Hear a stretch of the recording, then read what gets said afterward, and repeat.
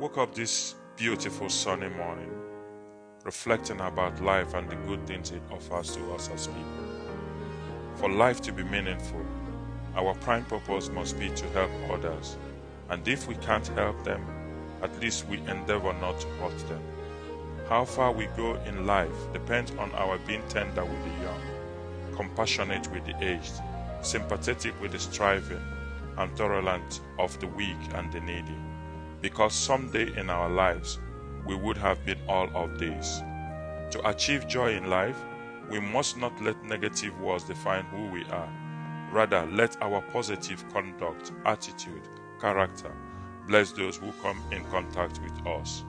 One thing that will count for joy to us as people is for us to endeavor to be known for something positive.